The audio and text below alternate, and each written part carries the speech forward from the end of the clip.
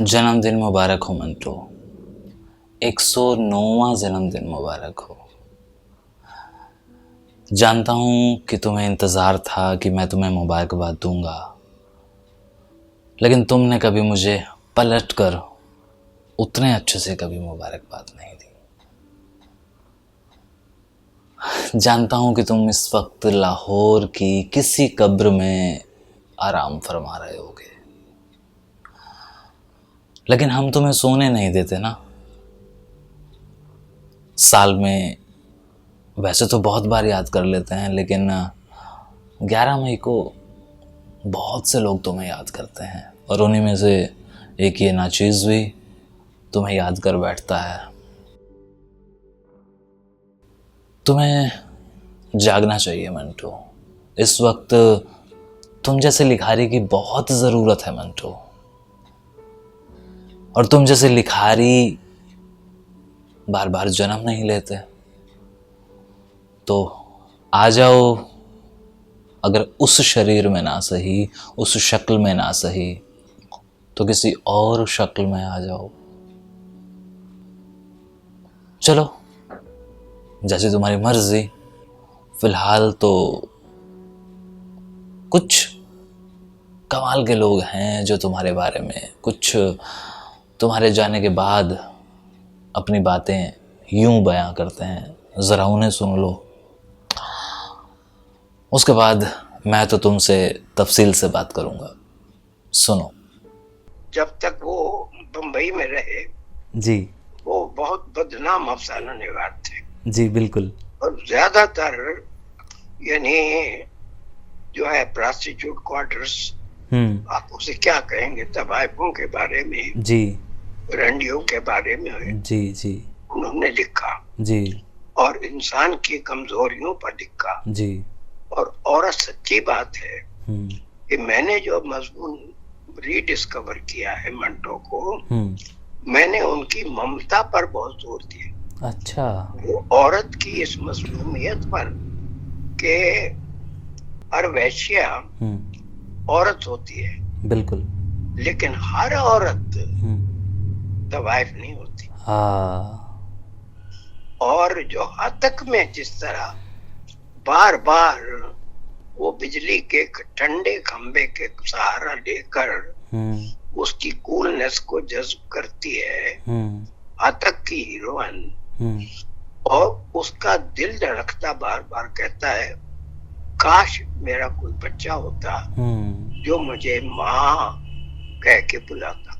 और ये माधो उसको एक्सप्लॉइट करता है। और हतक कहानी मंटो की बहुत मशहूर हुई जी। और मैं भी इस कहानी का गर्विदा था। वाह। काली शलवार भी बहुत मशहूर हुई। जी बिल्कुल। इसके साथ साथ उनकी कहानी बू, जो एक घाटन औरत पर है, जो बारिश में खड़ी भीग गई है पेड़ के नीचे, जिसको मंटो का हीरो ऊपर कोठे छत पर अपने कमरे में बुला लेता है और उसके गीले कपड़े उतरवाता है और उसे तौलिया देता है। वो कहानी जिसमें बू का जिक्र है कि सोफिस्टिकेटेड लड़की की बू और उस घाटन औरत के पसीने की बू, वो गंध जो है इंसानी गंध है। और वो एक अजीबो गरीब कहानी है जिसकी सज्जाद ज़हीर ने मजमून लिख के अपनी किताब रोशनाई में उसकी खासी तज़हीक की है जी। अपनी ऐसी कहानियों के लिए मंटो बंबई के जमाने में बहुत मशहूर था जी। और मैं जब विस्कॉन्सिन में पढ़ाने के लिए पहुंचा तो मैंने बू का अंग्रेजी तर्जुमा सबसे पहले पेंगुइन की छपी हुई ये ट्रेजरी ऑफ एशियन स्टोरीज, अच्छा, यानी एशियाई कहानियों का खजाना, इस एंथोलॉजी में पढ़ी। और उसमें ये कहा गया कि इस वक्त इससे बेहतर कहानी हिंदुस्तान में औरत पर नहीं लिखी गई। वाह। तो मंटो साहब कहता था, मैं बेशक लिखता हूँ तवायफों के बारे में, लेकिन जब दुनिया में ये गंदगी है और खुदा ने और समाज ने औरत को तवायफ बनाया है और उसको यूज करती है, तो इस पे पर्दा क्यों डाला जाए? जी। इंसान की बुराइयों कमजोरियों पर पर्दा क्यों डाला जाए? और इसके पीछे जो रिप्रेस्ड मजलूमियत है औरत की, कि उसको एक्सप्लॉइट करना। अमूमन तवायफें अगवा की जाती थी जी, या बेची जाती थी। जब अगवा की गई बच्ची, उमराव जहानादा पढ़ लीजिए कि किस तरह वो तवायफ बनती है, किस तरह जिंदगी भर वो एक्सप्लॉइट होती है, किस तरह वो औलाद के लिए तरसती है। तो ये सारी चीजें मंटो में थी। लेकिन जब वो यानी मजबूर हुआ बम्बई छोड़ने के लिए, और बम्बई के फसादात के बाद और उसकी जान को खतरा था, तो जिनके साथ वो रहता था एक्टर थे श्याम जी। उन्होंने कहा, मंटो अब इससे ज्यादा मैं तुम्हारी हिफाजत की जिम्मेदारी नहीं ले सकता जी। तो वो नहीं छोड़ना चाहते थे बम्बई किसी कीमत पर जी, फिल्मी दुनिया को जी, क्योंकि उन्होंने अभी पिछले साल यानी सोहराब मोदी के लिए गालिब फिल्म की कहानी, उसके डायलॉग, उसका स्क्रीन प्ले लिखा था और वो उनके पैर बहुत जमे हुए थे बम्बई में, लेकिन उनको मजबूरन जाना पड़ा। और 2 साल के बाद जब ये फिल्म रिलीज हुई है सोहराब मोदी की, 2, 3, 4 साल, मुझे एग्जैक्ट याद नहीं, तो सोहराब मोदी ने मंटो को बुलवाया। मंटो का वीजा भी हो गया, लेकिन मंटो को बहुत बुरी लत पड़ चुकी थी जी, शराब नोशी की। बिल्कुल। और तो और पागल खाने भी वो 2 बार गए जी, इस कसरत शराब नोशी की वजह से। और जब उन्हें मना किया जाता था, अच्छा पहले तो शराब मिलती थी खुलेआम जी, लेकिन पाकिस्तान में फिर वो बैन हो गई। बिल्कुल। अब कच्ची शराब, खराब शराब वो मिलती थी और कागज की इसमें अखबार में लपेट के वो ले आते थे कहीं ना कहीं से, और बाथरूम में छुपा के रखते थे जी, क्योंकि बीवी बच्चे पीने नहीं देते थे।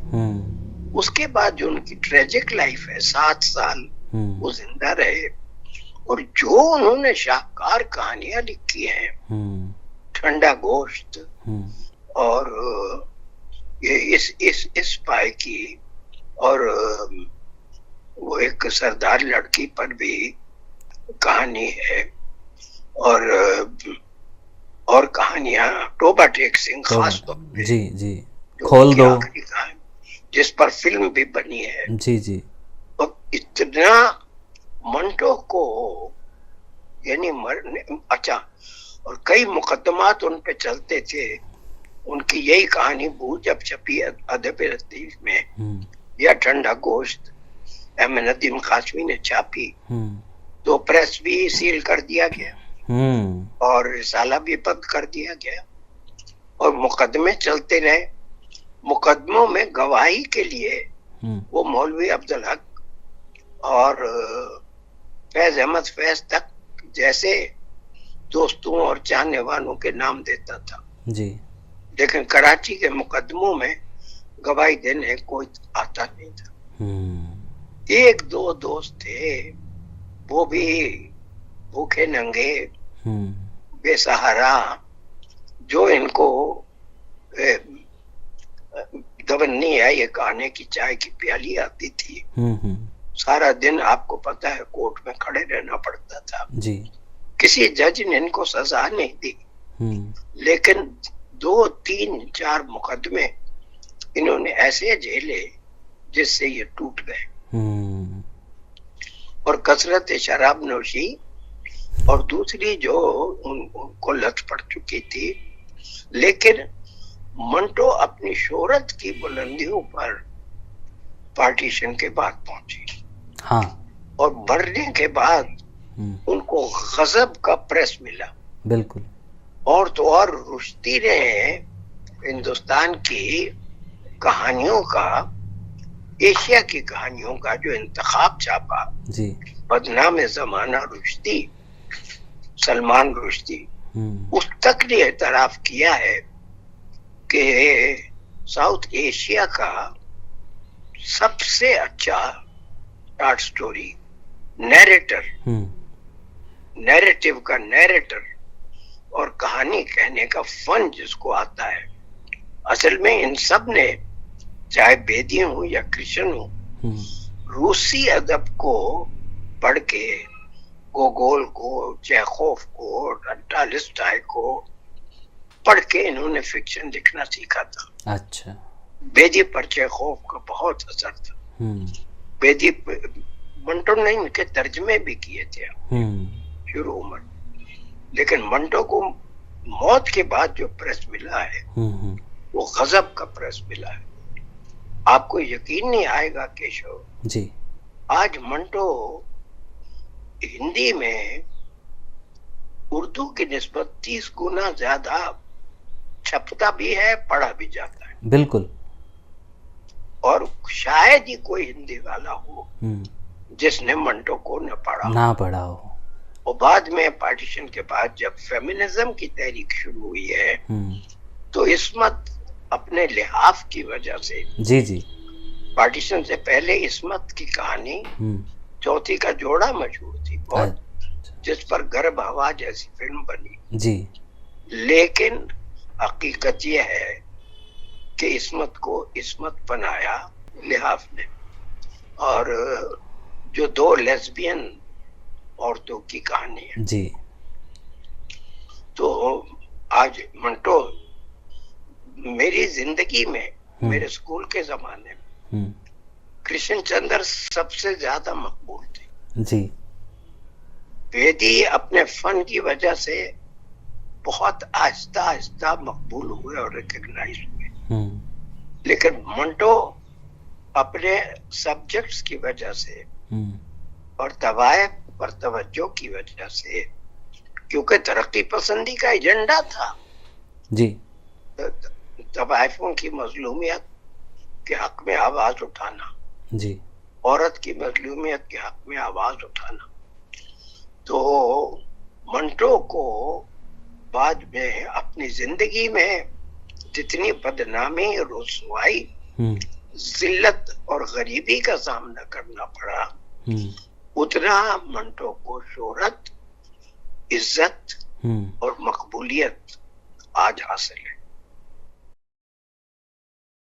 रहता सुखन से नाम है जिंदा अबद तलक, औलाद से तो बस यही 2 पुश्त 4 पुश्त। सुखन आपने अगर अच्छा कलाम लिखा है तो अब जब तक दुनिया कायम रहेगी आपका नाम कायम रहेगा। औलाद से तो 2 पुश्त या 4 पुश्त नाम चलता है, लेकिन सुखन से काम चलता है। तो मिंटो ने ऐसा सुखन लिखा है, मिंटो ने ऐसी चीज़ें लिखी हैं कि उनका नाम अब तक कायम रहेगा इससे। और यहाँ आने के लिए मुझे लोगों ने कहा कि मंटो तो पाकिस्तानी था, पाकिस्तान चला गया था और आप उसके वहाँ जाओगे एक पाकिस्तानी शायर के। मैंने कहा शायर पाकिस्तानी हिंदुस्तानी नहीं होते, शायर शायर ही होते हैं। और अगर वो पाकिस्तानी था तो मेरा जाना और भी ज़्यादा ज़रूरी है हिंदुस्तानी का। तो वो कहने लगे क्यों? मैंने कहा एक शेर ये है कि पी लो जी भर के आज मैं खारो, पी लो जी भर के आज मैं खारो, पीने वालों आज खूब दिल से पीना, खूब अच्छी तरह से, क्योंकि अब ना पीना खिलाफ फितरत है। अगर आज नहीं पी आपने तो इसका मतलब कोई नॉन नेचुरल काम किया। तो अब ना पीना खिलाफ फितरत है। क्यों? कि आज मैं खाने पे बफज़ल खुदा काजी शहर की सदारत है। शहर का जो काजी है, शहर का जो पीर है, शहर का जो सबसे बड़ा मुद्दा है, आज वो सदारत करने के लिए आया है। किस पर? जो मैखार हैं उनकी महफिल पर, रिंदों की महफिल पर। और सदारत करने के लिए कौन आया है? जो शहर का काजी है। तो जब काजी की, तो इसलिए क्या डर है फिर? तो आज तो खूब पियो। तो इसलिए मिनटों के बारे में खूब अच्छी तरह से खुल कर के बात करो। किसी तरह की हिंदुस्तानी पाकिस्तानी का कोई यहाँ पर फ़र्क नहीं है। हम दुनिया के जितने भी साहित्यकार हैं हम उनको साहित्यकार की दृष्टि से देखते हैं, किसी मुल्क की सीमाओं की तरह से नहीं देखते। तो मंटो जब बुलाते हैं और कहते हैं कि मेरा कलाम ऐसा है जो आपको खींचेगा, आकर्षित करेगा, तो यहाँ आना एक बहुत ज़रूरी चीज़ हो गई थी। और इसलिए ज़रूरी हो गई थी, दूसरी बात इसलिए थी कि एक आदमी जो बुलाने वाला था वो बिल्कुल मंटो का नमूना है। उसने मिंटो को ज़िंदा जावेद करा हुआ है, मिंटो को अमर बनाया हुआ है। और जब वो आदमी बुलाता है तो मैंने इनको यही कहा था जब ये बुलाने गए, मैंने कहा वास्ता दे के बुला लो मुझे जिस दम चाहो। प्यार का वास्ता दो कि आपको मेरे प्यार की कसम है, तो वास्ता दे के बुला लो मुझे जिस दम चाहो, मैं गया वक्त नहीं हूँ कि फिर आ भी ना सकूँ। तो इसलिए इन्होंने जब वास्ता दिया तो मेरा यहाँ आना और मंटो को अपना खराज अकीदत श्रद्धांजलि अर्पित करना बहुत ज़रूरी हो गया। आज जब मैं मंटो के बारे में कोई बात करना चाहता हूँ तो मैं ये स्वीकार करता हूँ कि मेरे पास उसके लिए उपयुक्त शब्दों का अभाव है। मंटो की शख्सियत को पूरी तरह से विश्लेषित कर पाना ये आसान नहीं है। आप अंदाज़ा लगाइए कि विश्व के साहित्य में कोई भी ऐसा साहित्यकार ऐसा नहीं है जिसके विरुद्ध अश्लील लेखन के आरोप में 6 मुकदमे चले हों, 3 अविभाजित भारत में और 3 नवगठित पाकिस्तान में। ये मुकदमे इस बात का परिचायक हैं, इस बात को सिद्ध करते हैं कि पूरा परिवेश और पूरे परिवेश के जो भी पाखंडी लोग या तत्व हैं वे सारे के सारे खौफजदा थे इस आदमी से, क्योंकि ये आदमी सच बोलता था। और 6 के 6 मुकदमे बड़ी शिद्दत के साथ लड़े गए, लेकिन किसी भी मुकदमे में मंटो को कोई सज़ा नहीं हुई। और हर बार न्यायमूर्ति इस बात पर मजबूर हो जाते थे कि इस शख्स को बाइज्जत बरी किया जाता है। मित्रों, मंटो के कई स्वरूप हैं और मंटो के स्वरूपों में सिर्फ एक कहानी लेखन का किरदार नहीं है। एक सफल कहानी लेखक, एक सफल संस्मरण लेखक, एक सफल पटकथा लेखक, एक सफल पत्रकार, और उसके अलावा उसके द्वारा लिखे गए जो खत हैं, चाहे वो पंडित नेहरू के नाम हो या अंकल सैम के नाम, वो समकालीन इतिहास का भी प्रामाणिक दस्तावेज माने जाते हैं। उस समय की सोशियो इकोनॉमी, उस समय की सामाजिक आर्थिक व्यवस्था पर जितना सटीक ढंग से मंटो ने इन खतों के जरिए हमें बताया, बयान किया, वो वाकई अद्भुत है और उसका कोई भी मुकाबला संभव नहीं है। शुक्रिया मित्रों, इस शख्सियत को याद रखना हमारे लिए बहुत अहम इसलिए भी है कि अब ऐसे ऐसे किरदार, ऐसी शख्सियतें, ऐसे लेखक, ऐसे कलम के धनी, ऐसे शब्दों के साहूकार अब कहीं भी दिखाई नहीं देते और हम मुद्दतों इस शख्स को भुला नहीं पाएंगे, क्योंकि इसका कोई सानी अभी तक सामने नहीं आ पाया। शुक्रिया। सुना तुमने मंटो? क्या क्या ख्यालात हैं तुम्हारे बारे में, हमारे यहाँ, तुम्हारे यहाँ, और सब चाहते हैं कि तुम आओ। अगले साल तुम 110 साल के हो जाओगे, मैं फिर से तुम्हें याद करूँगा।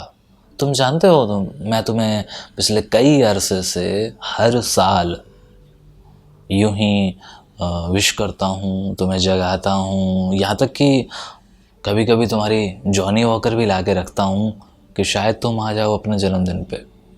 लेकिन तुम कमबख्त बड़े ढीठ हो। लेकिन मेरा इंतज़ार तब तक रहेगा जब तक मैं जिंदा हूँ। हो सकता है कि मैं तुमसे लाहौर में मिलने आऊँ, मैंने कुछ लोगों को कहा है कि मैं तुम्हारी कब्र पर आकर सजदा करना चाहता हूँ। अगर उन लोगों ने मेरी ये ख्वाहिश पूरी कर दी तो ठीक, वरना मैं खुद आऊँगा। ये मेरा तुमसे वादा है।